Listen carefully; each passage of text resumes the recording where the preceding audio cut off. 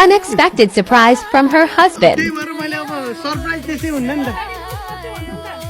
कुलुस चुलु हुन्न हैन ल ह्यापी बर्थडे म्याडम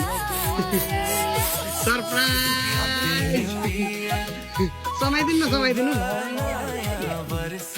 त यतापट्टि आइदिनु न त टेडी पनि समाउनु टेडी समाउनु अनि त्यसपछि अब गेस गर्नु कसले जस्तो लाग्छ होइन गेस गर्नु 2-3 गेस गर्नु केही हुन्न अनि त्यसपछि हुन सक्छ अझै 1-2 गेस गर्नु न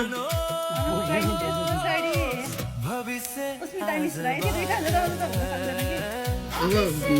आफ्नै मान्छेलाई नि गेस गर्नु के भएर हो र ल त्यसमा त्यो टेडी च्याप्प समाउनु त अनि त्यसपछि त्यो देखाइदिनु हुन्छ ल त्यो देखाइदिनु त सर्लक्क ए सामानमा ए ओके अनि अहिले नदेखाइदिनु आफैले फर्काउनुहुन्छ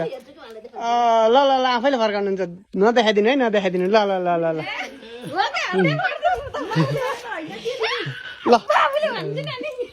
अब गेस गर्नु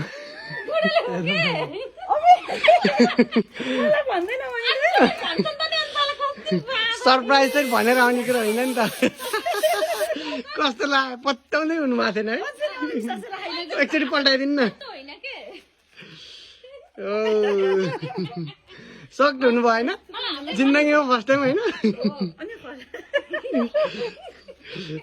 गेसै नगएर सङ्कै नगएर मान्छेको पर्यो होइन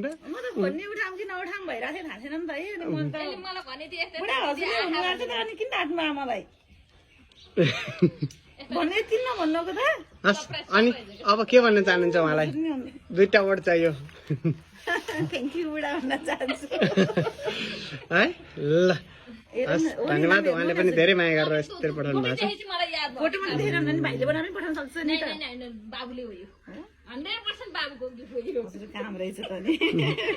ल केक पनि दिनु